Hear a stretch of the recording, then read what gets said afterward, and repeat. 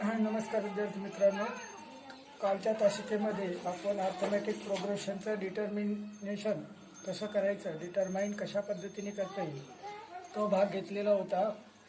Common difference आपण 2 वेळा काढला आणि दोन्ही वेळेस जर कॉमन डिफरन्स सेम आला तर त्या सिक्वेन्सला आपण अर्थमॅटिक प्रोग्रेशन असं म्हटलो. आणि जर कॉमन डिफरन्स सेम नाही आला तर आपण त्या सिक्वेन्सला it is not arithmetic progression अशा पद्धतीने म्हटलं. आता अर्थमॅटिक प्रोग्रेशन हे तुमच्या थोडं लक्षात यायला लागलेलं आहे.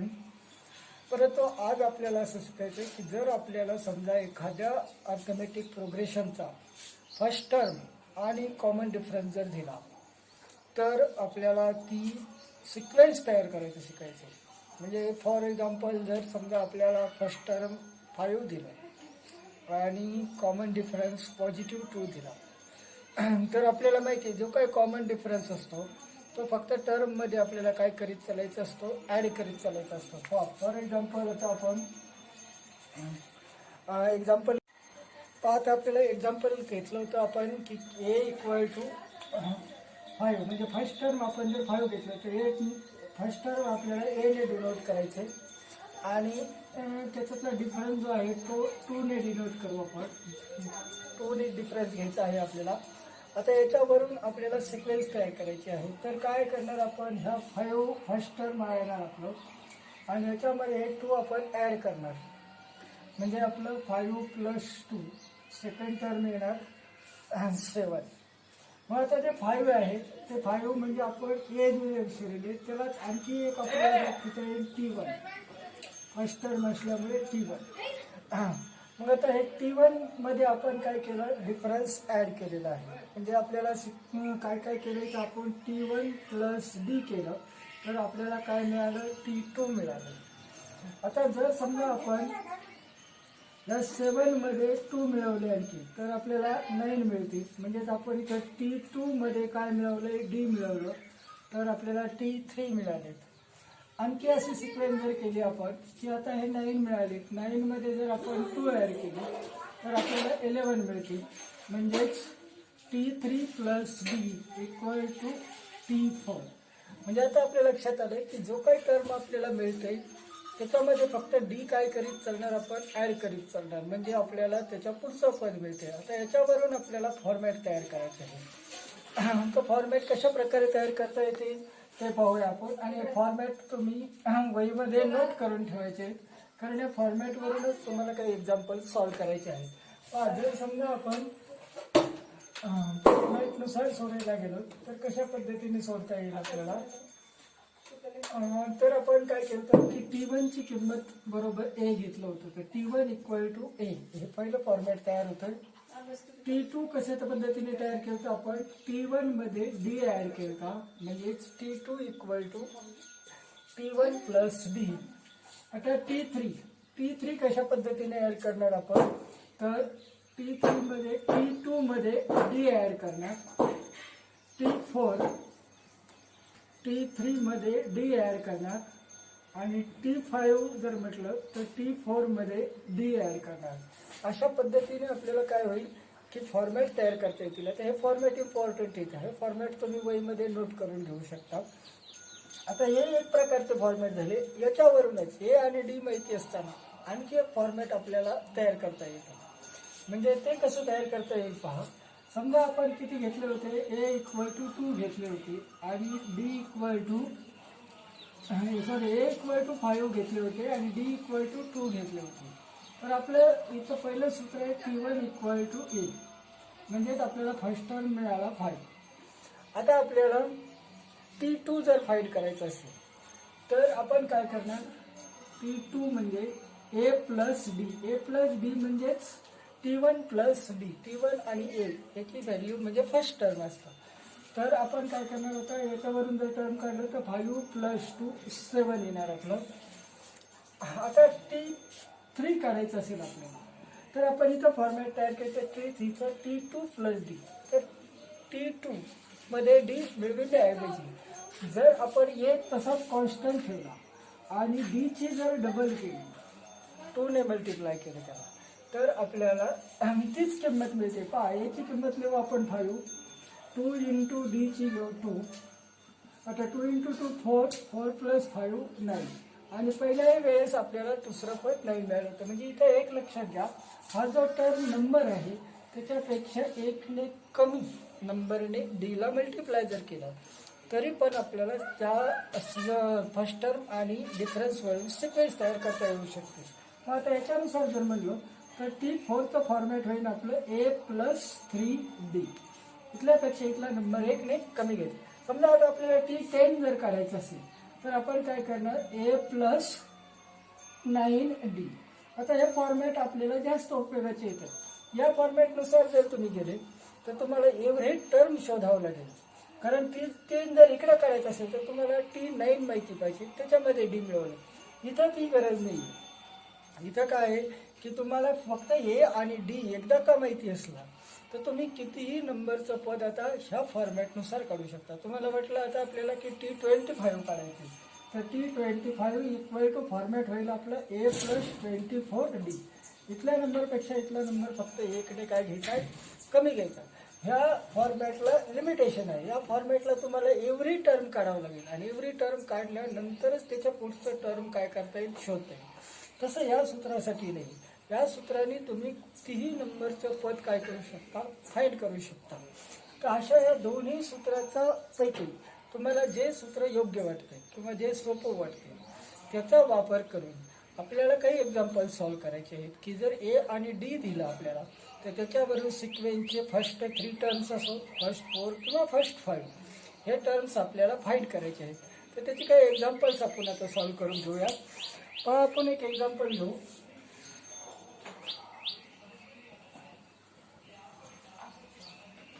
क्वेश्चन तुम्हाला या पद्धतीने राहील की find first 4 terms of AP whose A and D are given. A and D are given म्हणजे A मीन्स फर्स्ट टर्म दिलेला असेल आणि D म्हणजे कॉमन डिफरन्स दिलेला असेल. जर हे दोन दिलेले असले तर त्याच्यावरून आपल्याला फर्स्ट 4 टर्म्स कशा पद्धतीने काढता येतील त्याचे एक्झाम्पल्स घेऊया आपण. तर पहिलं एक्झाम्पल घेऊया A=3 and D=4 अशा पद्धतीचं एक्झाम्पल घेतलं आपण. तर पाहत आपल्याला कसे प्रकारे सोडता येईल ते. तर T1 = A हे आपलं सूत्र आहे पहिलं पद काढण्यासाठी. तर T1 = A आणि A किती आहे आपल्याकडे 3 आहे म्हणजेच T1 आपल्याला 3 मिळाला. T2 साठी आपण फॉर्मॅट घेतलं होतं T1 + D. मग T1 आपल्याकडे 3 आलेला आहे, 3 आहे आणि प्लस D त्याच्यात 4 आहे म्हणजे सेकंड टर्म मिळेल आपल्याला 7. T3 = T2 + D. आता T2 आपल्याला 7 मिळतोय आणि त्याच्यामध्ये आपण 4 ॲड करू म्हणजे हा होईल 11. आणि त्याच्यानंतर T4 T3 + D. T3 आहे 11 + 4 = 15. अशा पद्धतीने अगदी सोप्या पद्धतीने आपल्याला ए आणि डी दिला असताना सिक्वेन्सची फर्स्ट 4 टर्म्स काय करता येतात की फाइंड करता येतात. मग आता याचा आन्सर खाली कसे लिहायचे ते पहा. First 4 terms of AP is first term मिळाले होते आपल्याला 3, 7, 11 and 15. अशा पद्धतीने आपल्याला काय करायचे आहे की काही एक्झाम्पल आणखी सॉल्व करायची आहेत. आता आपण सेकंड एक्झाम्पल घेऊया ज्याच्यामध्ये की आपण A = घेऊया 5 आणि D = घेऊया -2. डिफरन्स हा मायनसमध्ये घेतलेला आहे आपण. आता काय काय आपल्याला फर्स्ट 4 टर्म्स मिळत आहेत ते शोधूया. आपण T1 = A = 5. A = 5 गिवन आहे आपल्याला दिलेलं आहे. आता T2 = T1 + D. तर T1 आहे आपल्याकडे 5 प्लस डिफरन्स आहे आपल्याकडे -2. आपल्याला माहिती आहे एक नंबर पॉझिटिव्ह आणि एक नंबर वेळ निगेटिव्ह आहे तर त्या ठिकाणी ॲडिशन न होता सबट्रॅक्शन होते म्हणजे 5 - 2 = 3. आता आपण याच पद्धतीने सेकंड टर्म मिळाल्यानंतर थर्ड टर्म शोधूया. T3 equal to T2 plus D. तर T2 आहे आपल्याकडे 3 प्लस -2. प्लस मायनस असल्यामुळे सबट्रॅक्शन होणार. 3 - 2 equal to 1. T4 equal to T3 plus D. तर T3 मिळतोय आपल्याला 1 प्लस -2. आता 1 प्लस -2 म्हणजे 1 - 2 आपल्याकडे -1 होणार. सबट्रॅक्शन केल्यानंतर अशा पद्धतीने आपल्याला 4 टर्म्स मिळत आहेत. म्हणून आपण आन्सर लिहूया. So first 4 terms of AP is 5, 3, 1, -1. अशा पद्धतीने आपल्याला वेगवेगळे टर्म आणखी शोधायचे आहेत. तर आपण आता दुसरे एक्झाम्पल घेऊया. आता नेक्स्ट एक्झाम्पल घेऊया आपण, ज्याच्यामध्ये की आपण A इक्वल टू घेऊया 4 and D equal to 2 plus 5. हा जो डिफरन्स आहे, हा डिफरन्स आपण काय केलेला आहे की डेसिमलमध्ये घेतलेला आहे. डिफरन्स डेसिमलमध्ये पण असू शकतो. आता 2.5 ने आपण हे कशा पद्धतीने सॉल्व्ह करता येईल ते पाहिजे. आता आपण 2 जे एक्झाम्पल सोडले ते मी तुम्हाला जे पहिले फॉर्मॅट समजून सांगितले ते त्या पद्धतीने सोडले. आता त्या पद्धतीने तुमच्या थोडंसं लक्षात आलं असेल. आणि त्यानंतर मी दुसरे पण तुम्हाला काही फॉर्मॅट सांगितले होते. A+D, A+2D, A+3D, A+4D as. मग त्या फॉर्मॅटनेही आपल्याला हे एक्झाम्पल्स सॉल्व्ह करता येतात. मग त्यापैकी तुम्हाला कुठली मेथड वापरायची ते तुमच्यावर डिपेंडेड आहे. आता आपण हे जे एक्झाम्पल आहे ते त्या दुसरे जे सूत्र मी सांगितले होते त्याने सोडून पाहूया कशा पद्धतीने मिळतंय पहा.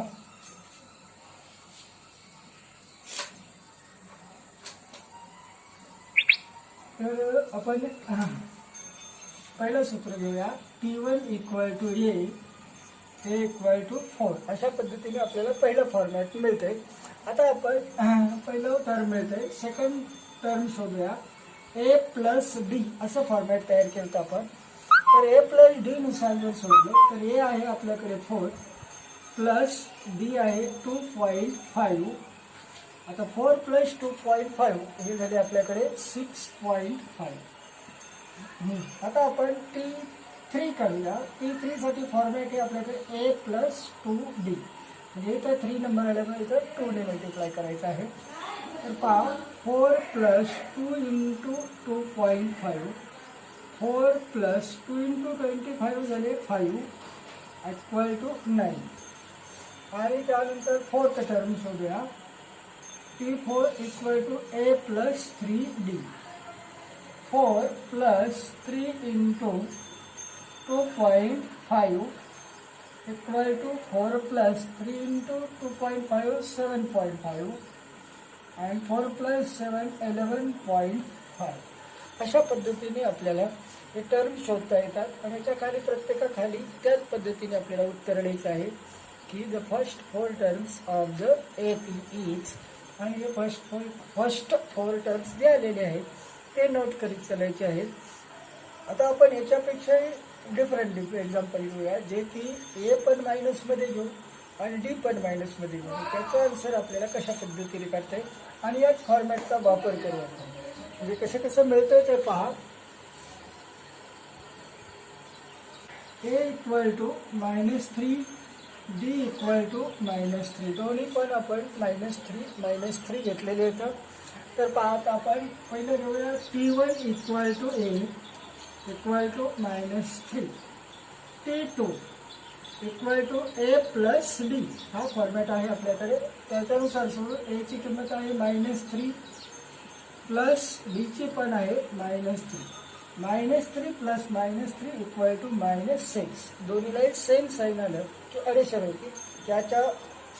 त्या नियमाचा वापर करून आपण हे एक्झाम्पल म्हणजे हे एक्झाम्पल पुढे सॉल्व्ह केलेलं आहे. आता आपण T3 घेऊया. A+2D -3 ही A ची व्हॅल्यू झाली +2 इंटू -3 इक्वल टू -3 प्लस ह्या दोन्हीचं जर मल्टिप्लिकेशन केलं तर ते येते -6 and -3 into -3 plus -6 equal to -9.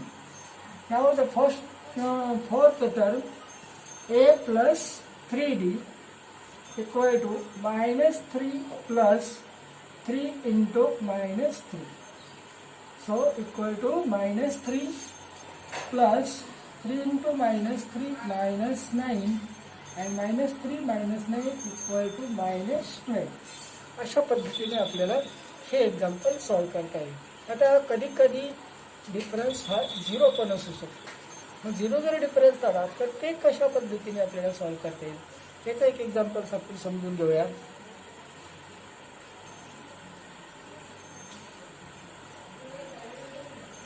तर पहा आपण घेऊया a equal to 6 d equal to 0. आता आपल्याला माहिती आहे 0 जर ॲड करीत चाललो तर आपल्याला तेच टर्म मिळणार आहे. म्हणजे जे काय फर्स्ट टर्म होतं सेकंड टर्मही तेच असेल, थर्ड टर्मही तेच असेल, फोर्थ टर्मही तेच असेल, परंतु आपल्याला ते स्टेप बाय स्टेप सोडून द्यावं लागेल.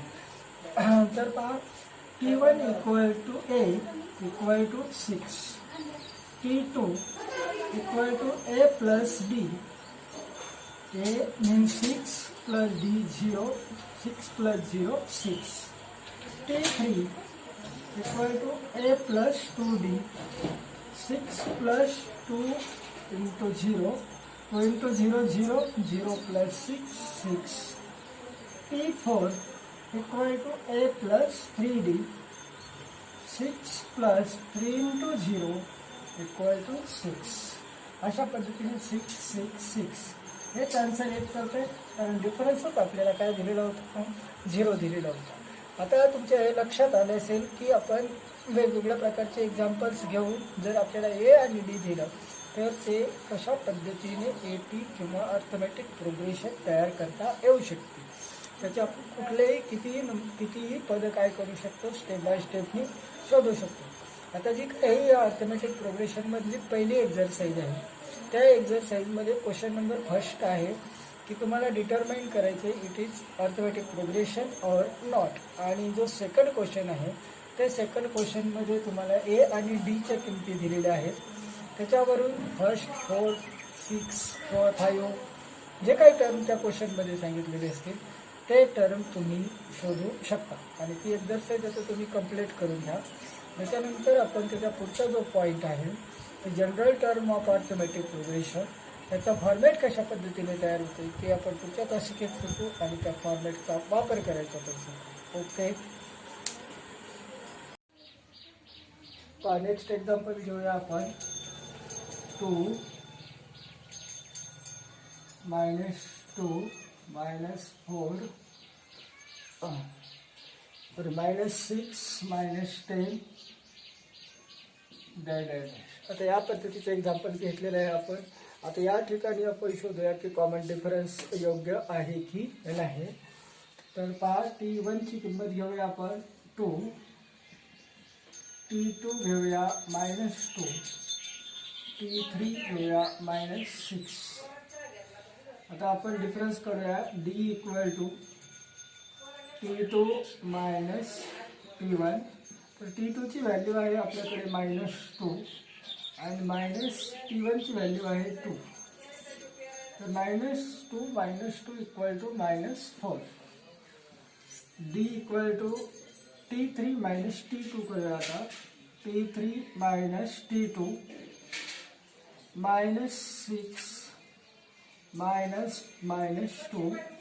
आता -6 जसं तसे राहते परंतु मायनस प्लस 2 होईल and equal to -4.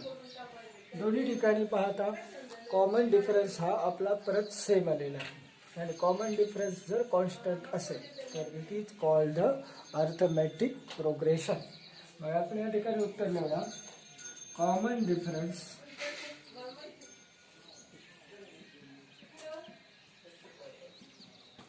is constant, so given sequence is AP.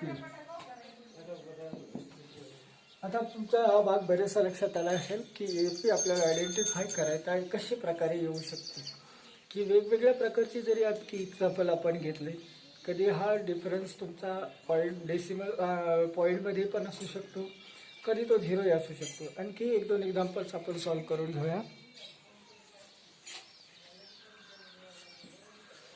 आणखी एक एक्झाम्पल घेऊया या ठिकाणी. 4 4 4 4 4 डॅश डॅश डॅश. आता या सिक्वेन्समधलं एव्हरी टर्म 4 आहे. मग तरी पण आपल्याला हे ठरवायचं आहे की सिक्वेन्स अर्थमॅटिक प्रोग्रेशन आहे किंवा नाही. तर पहा, आपण याच पद्धतीने सगळं व्हेरिफिकेशन करणार आहोत.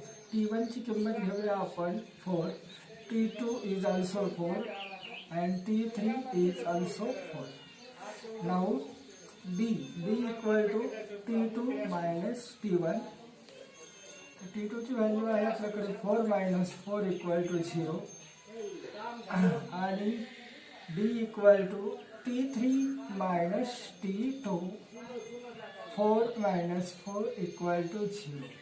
आता या ठिकाणी जो कॉमन डिफरन्स आहे, हा कॉमन डिफरन्स आपला आलेला आहे 0. मी तुम्हाला सांगितले की कॉमन डिफरन्स हा पॉझिटिव्ह, निगेटिव्ह आणि 0 कशाही प्रकारे असू शकतो.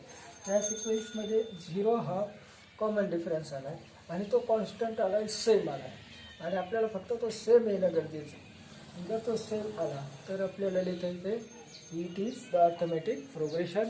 याचं पण आपण आन्सर त्या पद्धतीने तयार करू.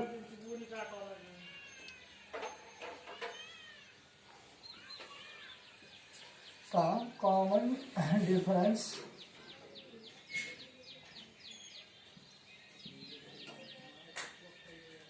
is constant, so is constant, so given sequence is AP. अशा पद्धतीने आपल्याला बरेचसे उदाहरण आता शोधता येतील. कधी कधी हा कॉमन डिफरन्स तुम्हाला पॉईंटमध्ये पण असू शकतो, इन स्क्वेअर रूट पण असू शकतो. आता आपण एखादं इन स्क्वेअर रूटचं एक्झाम्पल सॉल्व करून घेऊया.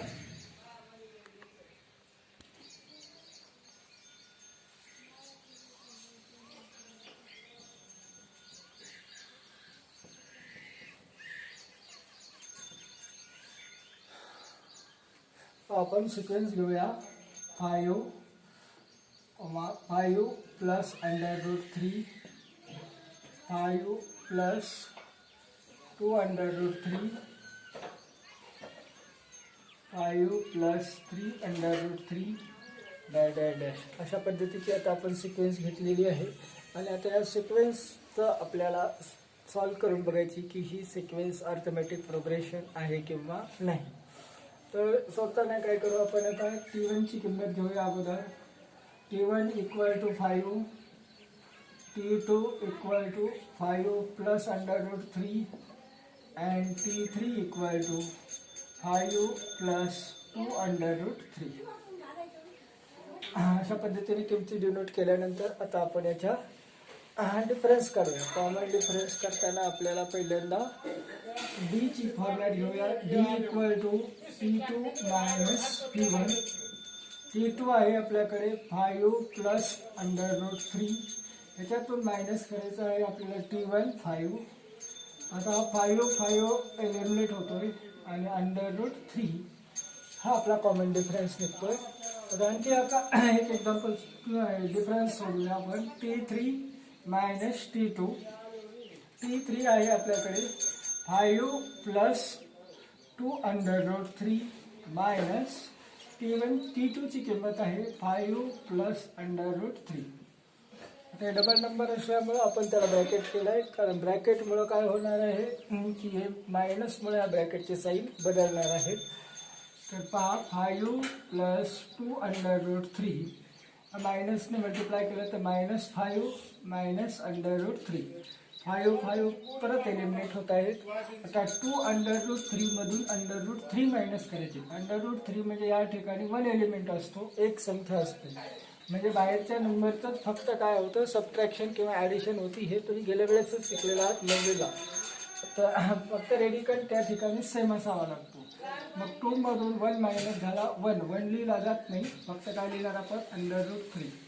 म्हणजे हा कॉमन डिफरन्स आणि पहिला कॉमन डिफरन्स दोन्ही सेम आलेले आहेत, म्हणून आपण या ठिकाणी म्हणू शकतो common difference is constant. Common difference is constant. So given sequence is an AP. म्हणजे ही सिक्वेन्स अर्थमॅटिक प्रोग्रेशन आहे. म्हणून अशा पद्धतीचे वेगवेगळे एक्झाम्पल्स जरी आपण घेतले तरी आता आपल्याला एक लक्षात आले की कुठलीही सिक्वेन्स जर दिली तर ती सिक्वेन्स अर्थमॅटिक प्रोग्रेशन आहे किंवा नाही हे आपण आता डिटरमाइन चांगल्या प्रकारे करू शकतो. आता ह्या सिक्वेन्सचं अर्थमॅटिक प्रोग्रेशन झाल्यानंतर त्याचं आयडेंटिफिकेशन केल्यानंतर आता आपल्याला जर समजा फर्स्ट टर्म आणि त्यातला कॉमन डिफरन्स दिला, म्हणजे पहिलं पद आणि आपल्याला जो काही फरक आहे तो जर दिला, तर त्याच्यावरून आपल्याला अर्थमॅटिक प्रोग्रेशन तयार करता पण आली पाहिजे. म्हणजे अर्थमॅटिक प्रोग्रेशनवरून ए आणि डी जसं लिहिता येतं तसं ए आणि डी वरून अर्थमॅटिक प्रोग्रेशन म्हणजे सिक्वेन्स तयार करता आली पाहिजे. तर ती सिक्वेन्स कशा प्रकारे तयार करता येईल, त्याचे काय फॉर्मॅट तयार होतील हे आता आपण पुढच्या तासिकेत पाहू.